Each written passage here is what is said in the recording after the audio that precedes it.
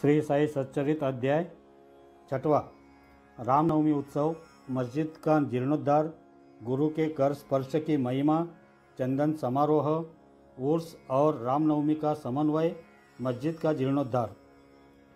जब सद्गुरु ही नाव के खिवाया है तो वे निश्चय ही कुशलता तथा सरलता पूर्वक इस भवसागर के पार उतार देंगे। सद्गुरु शब्द का उच्चारण करते ही मुझे श्री साई की स्मृति आ रही है। ऐसा प्रतीत होता है मानो वे स्वयं मेरे सामने खड़े हैं और मेरे मस्तक पर उदी लगा रहे हैं। देखो देखो, वे अब अपना वरद हस्त उठाकर मेरे मस्तक पर रख रहे हैं। अब मेरा हृदय आनंद से भर गया है, मेरे नेत्रों से प्रेमाश्रु बह रहे हैं। सद्गुरु के कर स्पर्श की शक्ति महान आश्चर्यजनक है। लिंग शरीर जो संसार को भस्म करने वाली अग्नि से भी नष्ट नहीं होता है, वह गुरु के कर स्पर्श से पल भर में ही नष्ट हो जाता है। अनेक जन्मों के समस्त पाप नष्ट हो जाते हैं। ऐसे व्यक्ति जिन्हें धार्मिक और ईश्वरीय प्रसंगों में पूर्ण अरुचि है, उनके भी मन स्थिर हो जाते हैं। श्री साई बाबा के मनोहर रूप के दर्शन कर कंठ प्रफुल्लता से रूंध जाता है, आँखों में अश्रुधारा प्रवाहित होने लगती है और जब हृदय भाव से भर जाता है तब सोहम भाव की जागृति होकर आत्मानुभव के आनंद का आभास होने लगता है। मैं और तू का भेद नष्ट हो जाता है और तत्क्षण ही ब्रह्म के साथ अभिन्नता प्राप्त हो जाती है। जब मैं धार्मिक ग्रंथों का पठन करता हूँ तो क्षण क्षण में सद्गुरु की स्मृति हो जाती है। बाबा राम या कृष्ण का रूप धारण कर मेरे सामने खड़े हो जाते हैं और स्वयं अपनी जीवन कथा मुझे सुनाने लगते हैं।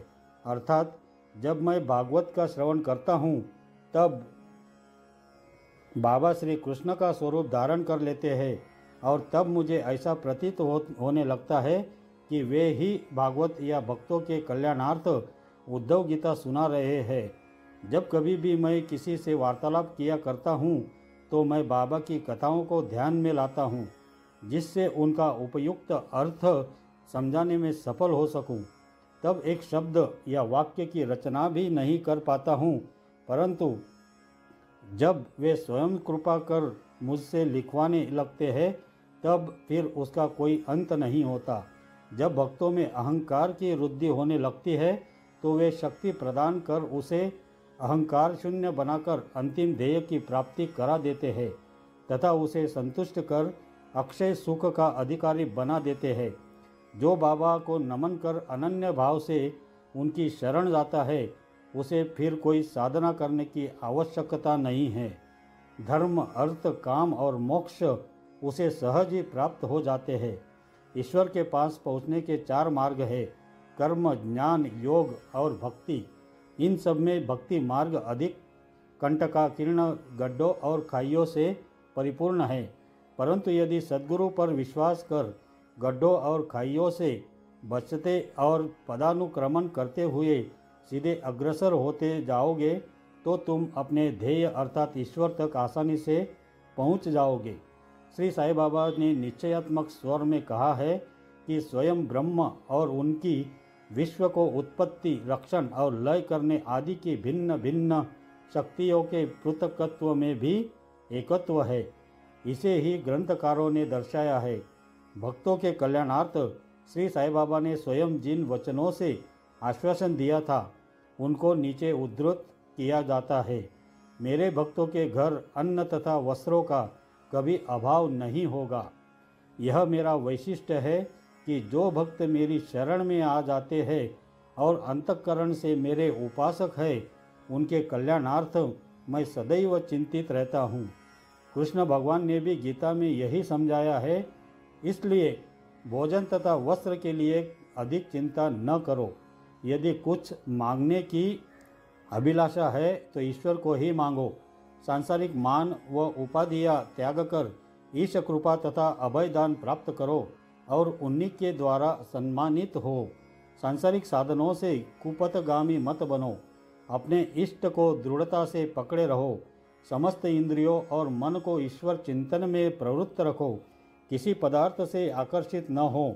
सदैव मेरे स्मरण में मन को लगाए रखो ताकि वह देह, संपत्ति व ऐश्वर्य की ओर प्रवृत्त न हो। तब चित्त स्थिर, शांत व निर्भय हो जाएगा। इस प्रकार की मनस्थिति प्राप्त होना इस बात का प्रतीक है कि वह सुसंगति में है। यदि चित्त की चंचलता नष्ट न हुई हो तो उसे एकाग्र नहीं किया जा सकता। बाबा के उपर्युक्त शब्दों को उद्धृत कर ग्रंथकार शिरडी के रामनवमी उत्सव का वर्णन करता है। शिरडी में मनाए जाने वाले उत्सव में रामनवमी अधिक धूमधाम से मनाई जाती है। अतएव इस उत्सव का पूर्ण विवरण जैसा कि साई लीला पत्रिका के पृष्ठ 197 पर प्रकाशित हुआ था, यहाँ संक्षेप में दिया जाता है। कोपरगांव में श्री गोपालराव गुंड नाम के एक इंस्पेक्टर थे। वे बाबा के परम भक्त थे। उनकी 3 स्त्रियां थीं, परंतु एक के भी संतान न थी। श्री साई बाबा की कृपा से उन्हें एक पुत्र रत्न की प्राप्ति हुई। इस हर्ष के उपलक्ष्य में सन 1897 में उन्हें विचार आया कि शिरडी में मेला अथवा उर्स भरवाना चाहिए। उन्होंने यह विचार शिरडी के अन्य भक्त तात्या पाटिल, दादा कोते पाटिल और माधवराव के समक्ष विचारणार्थ प्रकट किया। उन सभी को यह विचार अति रुचिकर प्रतीत हुआ तथा उन्हें बाबा की भी स्वीकृति और आश्वासन प्राप्त हो गया। उर्स भरने के लिए सरकारी आज्ञा आवश्यक थी, इसलिए एक प्रार्थना पत्र कलेक्टर के पास भेजा गया, परंतु ग्राम कुलकर्णी के आपत्ति उठाने के कारण स्वीकृति प्राप्त न हो सकी। परंतु बाबा का आश्वासन तो प्राप्त हो ही चुका था। अंततः पुनः प्रयत्न करने पर स्वीकृति प्राप्त हो गई। बाबा की अनुमति से रामनवमी के दिन उर्स भरना निश्चित हुआ।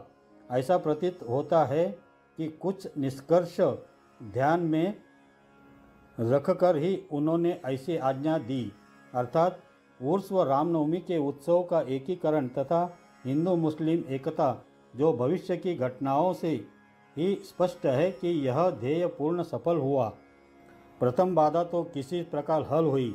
अब द्वितीय कठिनाई जल के अभाव की उपस्थिति हुई। शिरडी तो एक छोटा सा ग्राम था और पूर्व काल में ही वहाँ जल का अभाव बना रहता था। गांव में केवल 2 कुएं थे, जिनमें से एक तो प्रायः सूख जाया करता था और दूसरे का पानी खारा था। बाबा ने उसमें फूल डालकर उसके खारे जल को मीठा बना दिया, लेकिन एक कुएं का जल कितने लोगों को पर्याप्त हो सकता था। इसलिए तात्या पाटिल ने बाहर से जल मंगवाने का प्रबंध किया। लकड़ी व बांसों की कच्ची दुकानें बनाई गई तथा कुश्तियों का भी आयोजन किया गया। गोपालराव गुंड के एक मित्र दामो अन्ना कासार अहमदनगर में रहते थे। वे भी संतानहीन होने के कारण दुखी थे। श्री साई बाबा की कृपा से उन्हें भी एक पुत्र रत्न की प्राप्ति हुई थी। श्री गुंड ने उनसे एक ध्वज देने को कहा। एक ध्वज जागीरदार श्री नाना साहेब निमोणकर ने भी दिया। ये दोनों ध्वज बड़े समारोह के साथ गांव में से निकाले गए और अंत में उन्हें मस्जिद, जिसे बाबा द्वारकामाई के नाम से पुकारते थे, उसके कोनों पर फहरा दिया गया। यह कार्यक्रम अभी भी पूर्ववत ही चल रहा है। इस मेले में एक अन्य कार्यक्रम का भी श्री गणेशा हुआ, जो चंदनोत्सव के नाम से प्रसिद्ध है। यह कोरहल के एक मुस्लिम भक्त श्री अमीर शक्कर दलाल के मस्तिष्क की सूझ थी। प्रायः इस प्रकार का उत्सव सिद्ध मुस्लिम संतों के सम्मान में ही किया जाता है।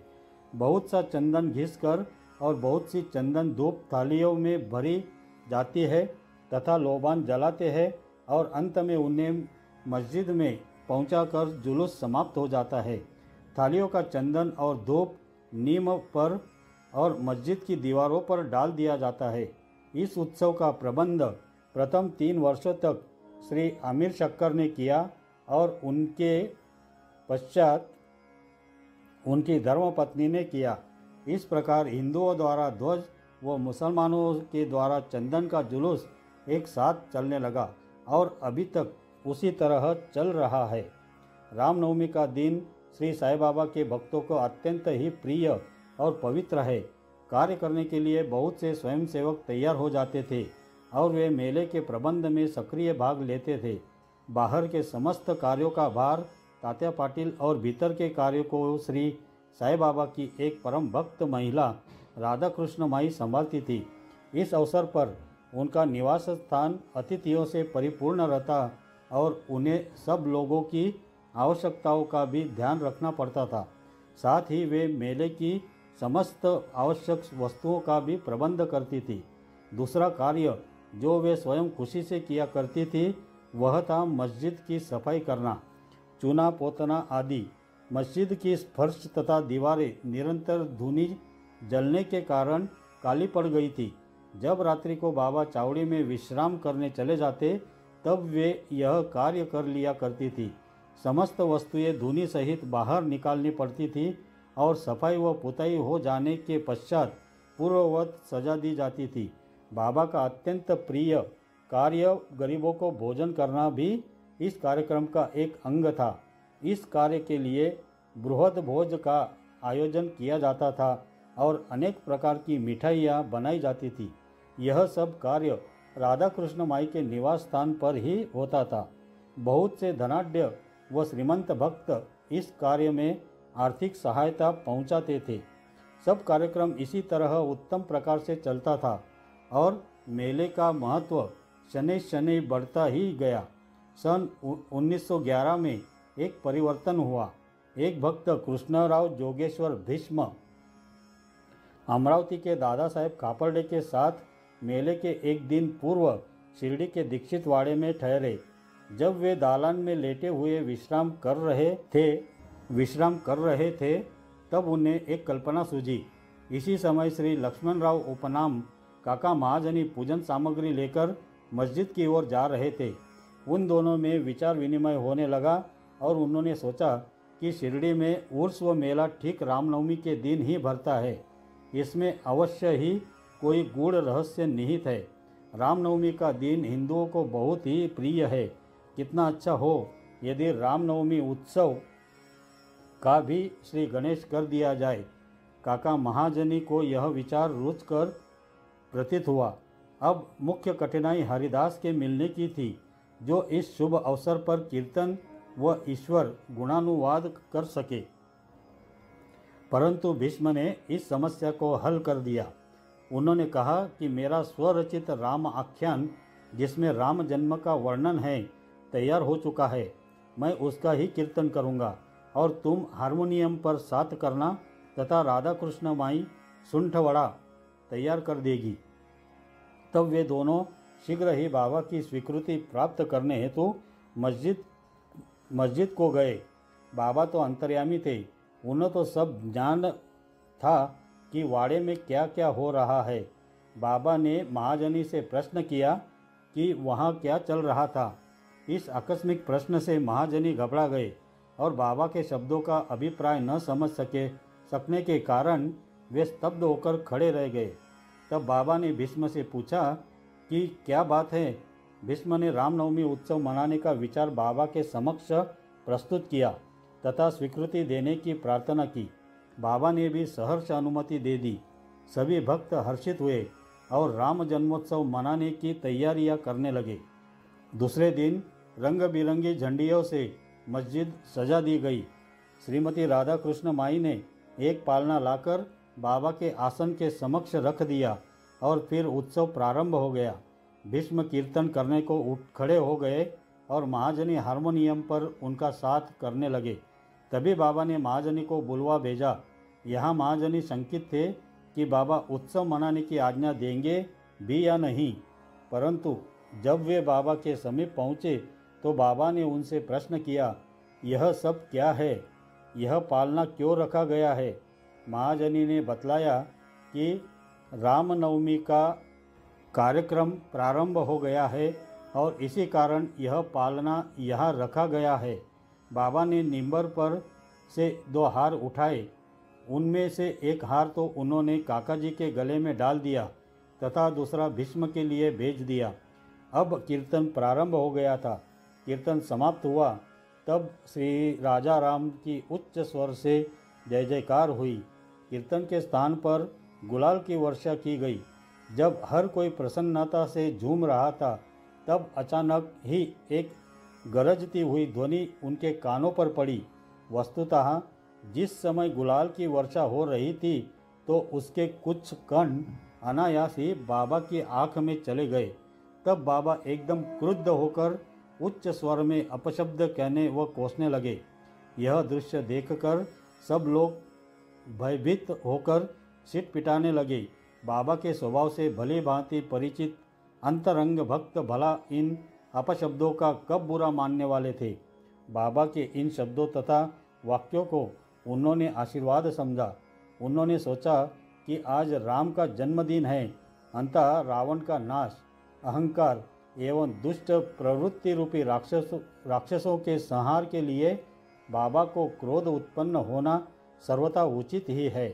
इसके साथ साथ उन्हें यह विदित था कि जब कभी भी शिरडी में कोई नवीन कार्यक्रम रचा जाता था, तब बाबा इसी प्रकार कुपित हो ही जाया करते थे। इसलिए वे सब स्तब्ध ही रहे। इधर राधा कृष्ण माई भी भयभीत थी कि कहीं बाबा पालना न तोड़ फोड़ डाले। इसलिए उन्होंने काका महाजनी से पालना हटाने के लिए कहा, परंतु बाबा ने ऐसा करने से उन्हें रोका। कुछ समय पश्चात बाबा शांत हो गए और उस दिन की महापूजा और आरती का कार्यक्रम निर्विघ्न समाप्त हो गया। इसके बाद काका महाजनी ने बाबा से पालना उतारने की अनुमति मांगी, परंतु बाबा ने अस्वीकृत करते हुए कहा कि अभी उत्सव संपूर्ण नहीं हुआ है। अगले दिन गोपाल काला उत्सव मनाया गया, जिसके पश्चात बाबा ने पालना उतारने की आज्ञा दे दी। उत्सव में दही मिश्रित पोहा एक मिट्टी के बर्तन में लटका दिया जाता है और कीर्तन समाप्त होने पर वह बर्तन फोड़ दिया जाता है और प्रसाद के रूप में वह पोहा सबको वितरित कर दिया जाता है। जिस प्रकार की श्री कृष्ण ने ग्वालों के साथ किया था, रामनवमी उत्सव इसी तरह दिन भर चलता रहा। दिन के समय 2 ध्वजों का जुलूस और रात्रि के समय चंदन का जुलूस बड़ी धूमधाम और समारोह के साथ निकाला गया। इस समय के पश्चात ही उर्स रामनवमी के उत्सव में परिवर्तित हो गया। अगले वर्ष से रामनवमी के कार्यक्रमों की सूची में वृद्धि होने लगी। श्रीमती राधा कृष्ण माई ने चैत्र की प्रतिपदा से नाम सप्ताह प्रारंभ कर दिया। सब भक्त इसमें बारी बारी से भाग लेते थे। वे भी प्रातःकाल सम्मिलित हो जाया करती थी। देश के सभी भागों में रामनवमी का उत्सव मनाया जाता है। इसलिए अगले वर्ष हरिदास के मिलने की कठिनाई पुनः उपस्थित हुई, परंतु उत्सव के पूर्व ही यह समस्या हल हो गई। 5-6 दिन पूर्व श्री महाजनी की बाला बुआ से अकस्मात भेंट हो गई। बुआ साहेब आधुनिक तुकाराम के नाम से प्रसिद्ध थे और इस वर्ष कीर्तन का कार्य उन्हें ही सौंपा गया। अगले वर्ष सन 1913 में श्री हरिदास बृहद सिद्ध कौटे ग्राम से प्लेग का प्रकोप होने के कारण अपने गांव में हरिदास का कार्य नहीं कर सकते थे।